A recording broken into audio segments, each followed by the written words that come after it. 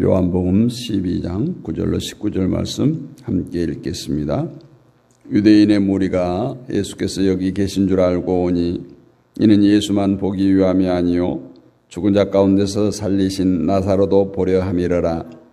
대제사장들이 나사로까지 죽이려고 모의하니 나사로 때문에 많은 유대인이 가서 예수를 믿음이러라. 그 이튿날에는 명절에 온 큰 무리가 예수께서 예루살렘으로 오신다는 것을 듣고 종려나무를 가지고 맞으려 나가 외치되 호산나 찬송하리로다. 주의 이름으로 오시는 이 곧 이스라엘의 왕이시여 하더라. 예수는 한 어린 나귀를 보고 타시니 이는 기록된 바 시온에 따라 두려워하지 말라. 보라 너의 왕이 나귀 새끼를 타고 오신다 함과 같더라. 제자들은 처음에 이 일을 깨닫지 못하였다가 예수께서 영광을 얻으신 후에야 이것이 예수께 대하여 기록된 것임과 사람들이 예수께 이같이 한 것임이 생각났더라. 나사로를 무덤에서 불러내어 죽은 자 가운데서 살리실 때에 함께 있던 무리가 증언한지라. 이에 무리가 예수를 맞으면 이 표적 행하심을 들었음이로라. 바리새인들이 서로 말하되 볼지어다 너희 하는 일이 쓸데없다. 보라 온 세상이 그를 따르는도다 하니라. 아멘. 나귀 타신 예수님, 이런 제목으로 함께 은혜를 나눕니다. 예수님께서 이 땅에 오신 이유가 무엇일까요? 이 질문을 한다면 우리를 구원하시기 위해서 오셨다라고 답할 것입니다. 마태복음에서 예수님은 자기 백성을 죄에서 구원할 자로 오셨다라고 분명하게 밝히고 있기 때문에 우리를 구원하기 위해서 오신 예수님이라고 고백하는 것이 옳습니다. 그러면 그 외에 예수님이 오신 다른 목적은 없을까요? 즉 우리를 구원하기 위한 목적 말고 또 다른 목적이 있느냐 없느냐 하는 거예요. 가령 예를 들어서 자기 백성을 죄에서 구원하는 것으로 끝나는 것이 아니라 이 세상에서 성공한 인생이 되도록 그런 목적이 또 있는가 하는 거예요. 과연 여러분은 성경에서 그러한 말씀을 찾아볼 수 있습니까? 사실 우리는 하나님이 자기 백성의 육신의 문제를 도와주기 위해서 예수님을 이 땅에 보내셨다는 그 어떤 내용도 성경에서 찾아볼 수가 없습니다. 그렇다면 우리는 성경에서 말씀하고 있는 대로 영의 문제, 즉 구원의 문제만 관심을 두고 예수님을 찾고 예수님을 믿는 것이 옳겠지요. 이것이 예수님께서 이 땅에 오신 목적과 우리가 예수님을 찾는 목적이 일치된 모습이다라고 말할 수 있습니다. 예수님께서 세상에 오신 그 목적 안에서만, 하나님의 뜻 안에서만 일하시는 분이에요. 그러므로 성도가 예수님께서 오신 목적에서 벗어난 다른 이유로 예수님을 찾는다면 결국 내 기대에 미치지 못하는 예수님에 대해서 실망할 겁니다. 예수님을 원망할 겁니다. 오늘 본문이 바로 그것을 생각하게 해줍니다. 오늘 본문 내용은 예수님께서 예루살렘에 들어가시는 내용이에요. 12절을 보면 그 이튿날 명절에 온 큰 무리가 예수께서 예루살렘으로 오신다 함을 듣고, 여기서 말하는 명절은 유월절을 가리킵니다. 즉 유월절을 지키기 위해서 예루살렘에 온 무리들이 예수님을 환영하고 있어요. 이들은 예수님을 향해서 호산나 찬송하리로다. 주의 이름으로 오시는 이 곧 이스라엘의 왕이시여 이렇게 소리 높여 외칩니다. 이것을 보면 이들은 예수님을 반기는 정도가 아니라 열렬한 환영을 하고 있음을 짐작할 수 있어요. 마치 카퍼레이드를 할 때 연도에 나와서 영웅으로 떠받들어 환영하는 그런 분위기가 아니었을까 생각해 볼 수 있습니다. 왜냐하면 예수님은 당시에 영웅과 같은 존재로 여겨졌어요. 이들은 예수님을 향해서 호산나 호산나 다윗의 자손이여 이스라엘의 왕이여 라고 외치고 있어요. 호산나라고 하는 뜻은 지금 우리를 구원해달라는 뜻이에요. 그런데 많은 사람들은 호산나를 예수님을 찬양하는 용어로 착각하죠. 우리가 좀 전에도 호산나가 들어가는 찬양을 드렸지만 지금 우리를 구원해달라. 지금 우리를 구원해달라. 그런데 이것을 이상하게 예수님을 찬양하는 용어로 사용하다 보니까 성가대도 뭐 호산나 성가대 이런 성가대가 있고 그렇죠. 호산나라는 용어는 분명히 지금 우리를 구원해달라 이런 의미임을 생각해 본다면 오늘 지금 예수님을 열렬히 환영하는 이유를 미루어 짐작할 수가 있죠. 이들은 예수님을 자신들을 천국으로 인도해 줄 구세주로 본 것이 아니라 지금 이방인으로부터 핍박받고 억압받는 자신들을 구원해 줄 이 땅의 임금, 땅의 왕, 당시에 로마로부터 자신들을 구원해 줄 메시아로 여겼던 것이죠. 그들은 예수님에게서 능히 그럴 만한 능력을 이미 수없이 목격했어요. 오병이적을 행하고 소경의 눈을 뜨게 하고 안진뱅이를 일으키고 죽은 나사로를 살리는 이 놀라운 기적을 행하시는 예수님을 보면서 이분이야말로 우리를 핍박 가운데서 건져주실 메시아다 이런 확신을 가지게 되었어요. 그리고 예수님에게서 그동안 핍박받아온 눈물의 세월이 끝나고 이제는 모든 나라의 중심에 굳게 설 이스라엘을 꿈꿨을 것입니다. 그러니까 예수님을 영웅처럼 호산나 외치면서 환영하고 있어요. 오늘 9절 말씀을 보면 유대인의 큰 무리가 예수께서 여기 계신 줄 알고 오니 이는 예수만 위함이 아니요 죽은 자 가운데서 살리신 나사로도 보려 함이로라. 유대인의 큰 무리가 예수님을 찾아옵니다. 그런데 그 이유가 예수님만 보기 위함이 아니라 죽은 자 가운데서 살리신 나사로도 보기 위함이라. 죽었다가 살아난 나사로를 보기 위함이라고 말합니다. 이들은 과연 무엇을 생각했겠습니까? 우리가 계속해서 요한복음에서 다시 살아난 나사로를 보면서 우리가 죽어야 할 몸이고 우리도 죽음을 면치 못할 죄인들임을 깨달아야 되는데 과연 그들이 나사로를 보면서 자신들을 살리실 분으로 예수님을 생각하겠습니까? 결코 아니에요. 이들은 나사로가 다시 살아나긴 신기한 것을 경험했지만 그러한 예수님을 경외의 시각으로 봤어요. 능력 있는 분으로 봤어요. 그리고 예수님의 그러한 능력에 자신들의 해방을 꿈꿨던 것입니다.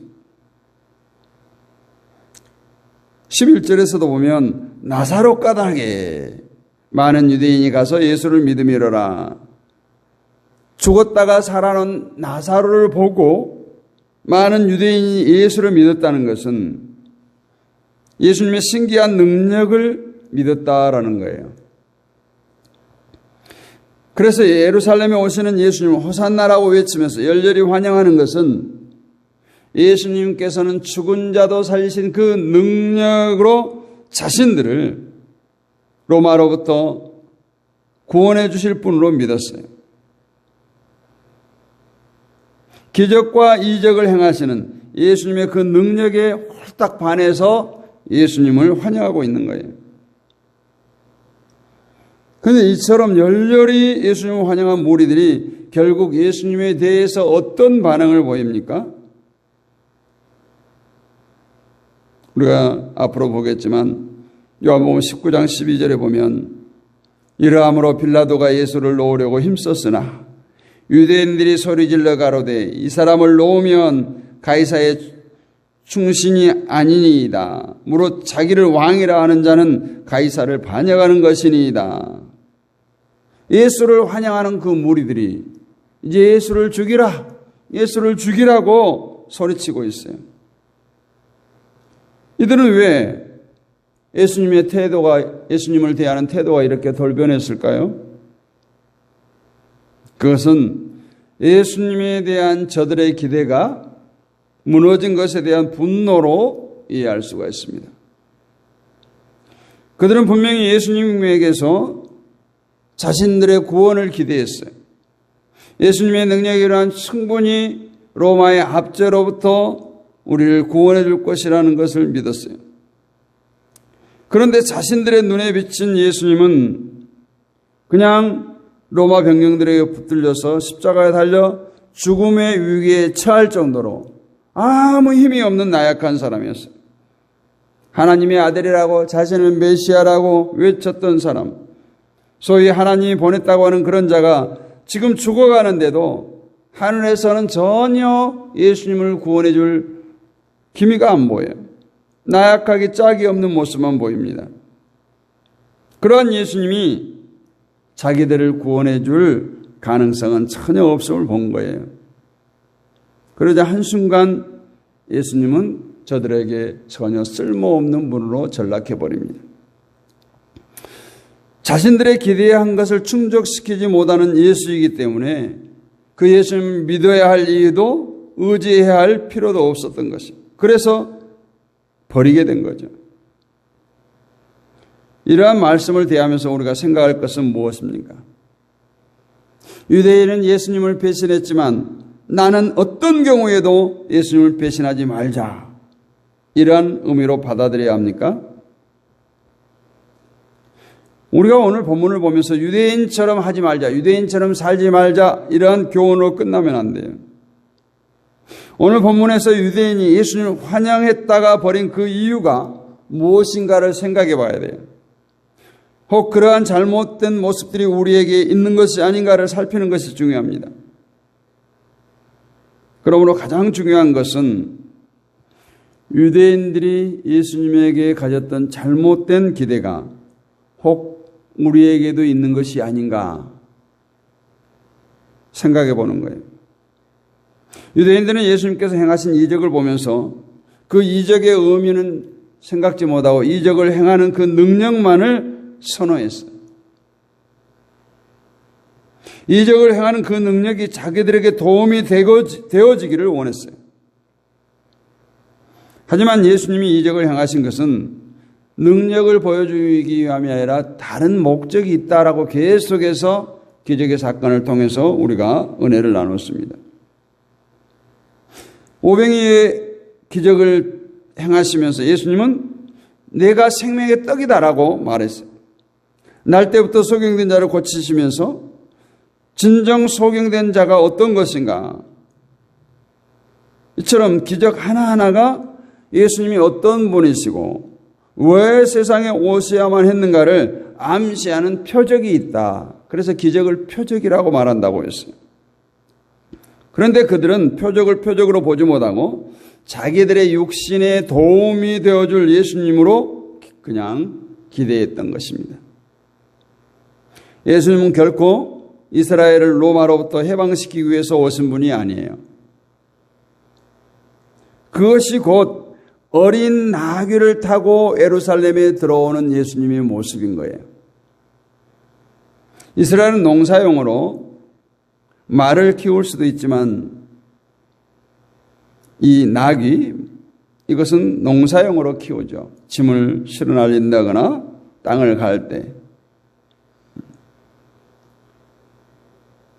이스라엘은 전쟁을 하는 그런 나라가 아니에요.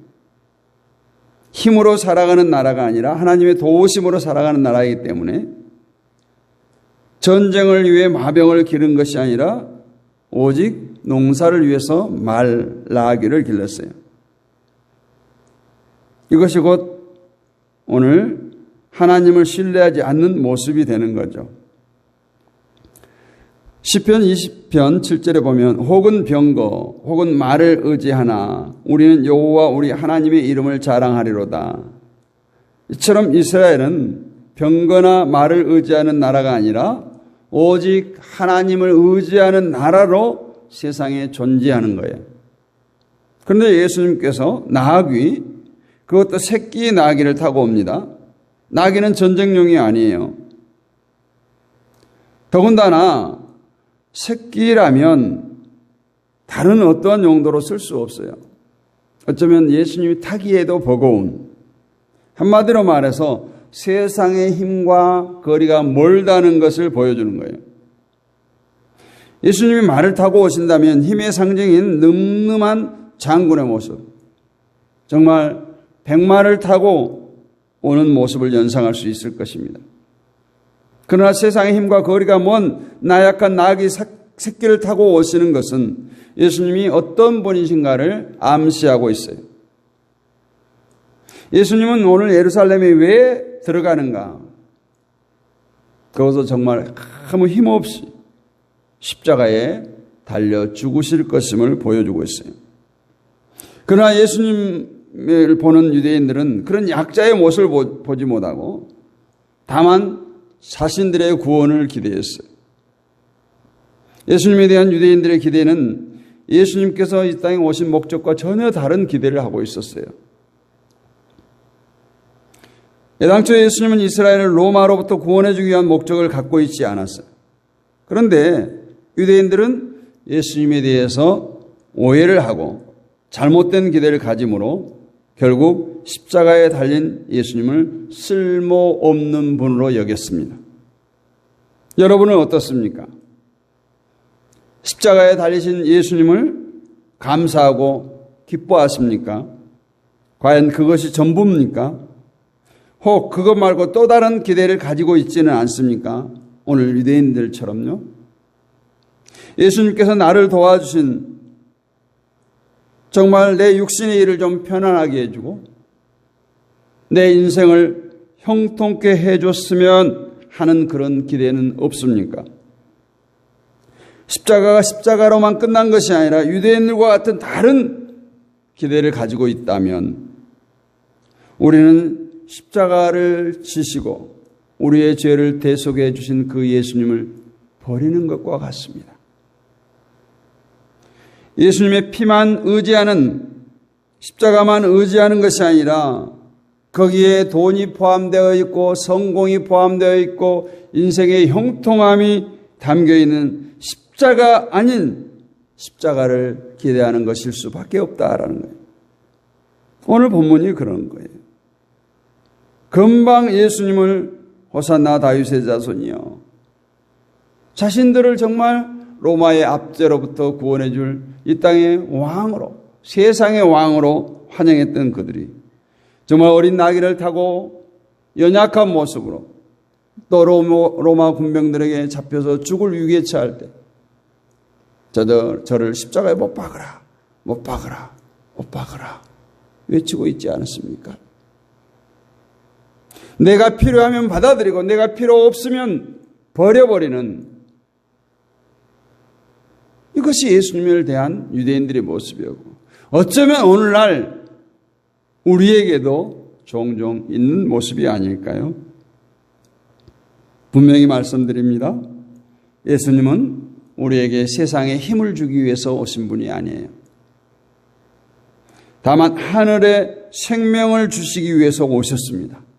우리는 오직 예수님에 대한 기대, 예수님에 대한 관심이 내 영혼을 소생시키시고 내 영혼을 죽음에서, 지옥에서 천국으로, 영생으로 인도하시기 위해서 십자가를 지시고 피 흘리시고 우리의 죄를 용서하셨다라는 이 신실한, 변치 않는 진리를 붙들으시기를 원합니다.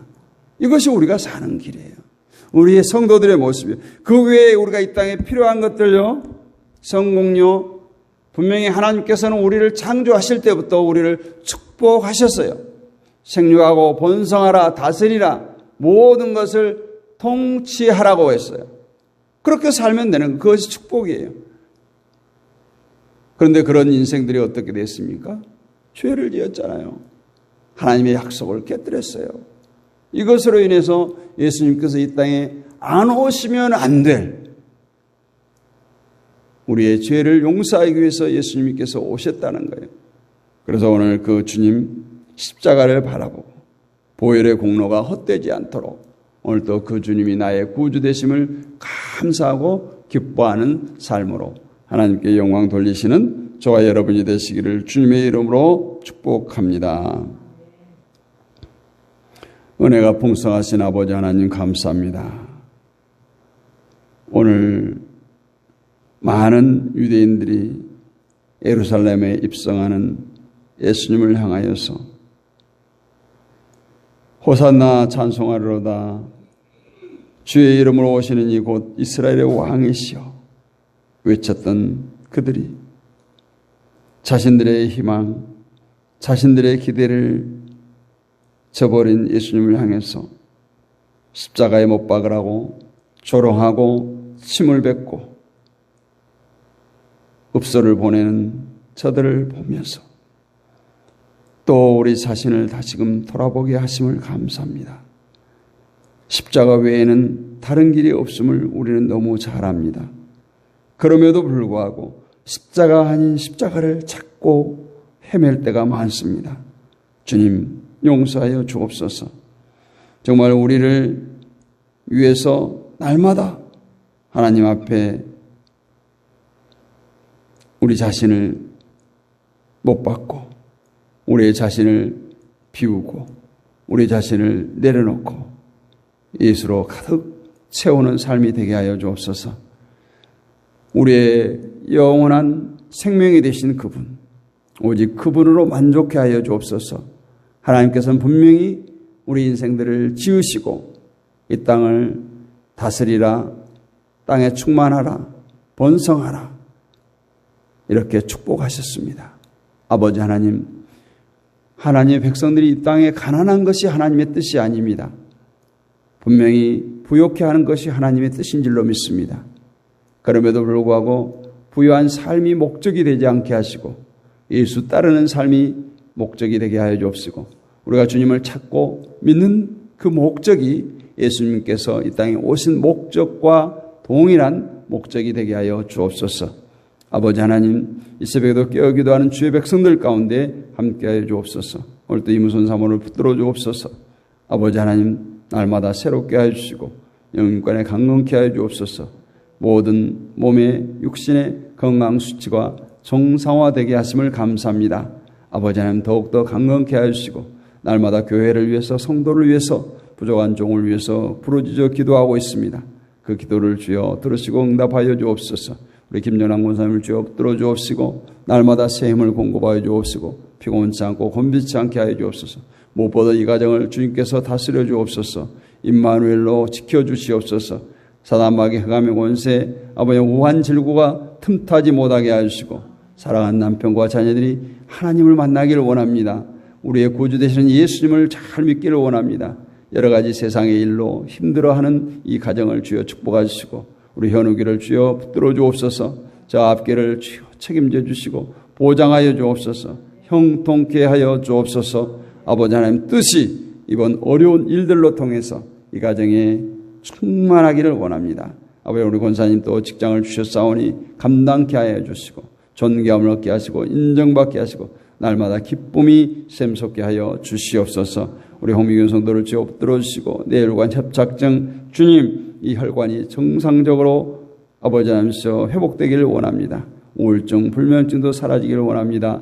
약물을 의지하는 것이 아니라 주님 의지하게 하여 주옵시고 날마다 강건케 하여 주셔서 오는 주일에는 꼭 예배의 현장에 나올 수 있도록 주여 축복하여 주옵소서. 아버지 온라인으로 함께하는 모든 지체들 가운데 함께하여 주옵시고 저들의 사정과 형편을 다 아시는 주님께서 찾아가 주시옵소서. 저들의 간구를 주여 들으시고 응답하여 주옵소서. 육신의 질고를 치료하여 주옵소서. 병든 사람에게 손을 얹은 나으리라. 손을 얹은 나으리라 하셨사오니 이 시간 저들에게 손을 얹습니다. 주님 치료하여 주옵소서. 회복시켜 주옵소서. 이 시간 이후에 또 우리가 간구하여 부르짖을 텐데 아버지 하나님이시여 두세 사람이 모인 곳에도 함께한다고 했습니다. 아버지 하나님 이곳에 함께하신 주님께서 이제 모든 처소처소마다 찾아가 주시고 동일한 은혜로 축복하여 주옵소서. 한 주간 더 승리케 하신 하나님을 찬양합니다. 우리 주 예수 그리스도 이름으로 감사하며 기도하옵나이다. 아멘. 지금은 우리 주 예수 그리스도의 은혜와 하나님 아버지의 크고 무한하신 사랑과 성령님의 감동 감화의 주 교통 충만하심의 은혜가 오늘 또 우리 앞에 나타나신 그 예수 그리스도, 우리의 구주 되신 예수 그리스도의 은혜를 마음껏 누리며 기뻐하며 살기를 간절히 소원하는 사랑하는 주의 백성들 머리 위에, 이 나라와 이 민족 위에, 우리의 섬기는 모든 교회들 위에 지금부터 주님 오실 그날까지 영원 뭉토록 함께 있을지어다. 아멘. 한 주간도 승리하셨습니다. 오늘도 우리가 합심하여 부르짖어 기도하도록 하겠습니다. 세계 평화를 위해서, 선교사님들을 위해서, 이 나라와 이 민족을 위해서, 남북의 평화를 위해서, 한국 교회를 위해서, 여러분이 섬기는 교회와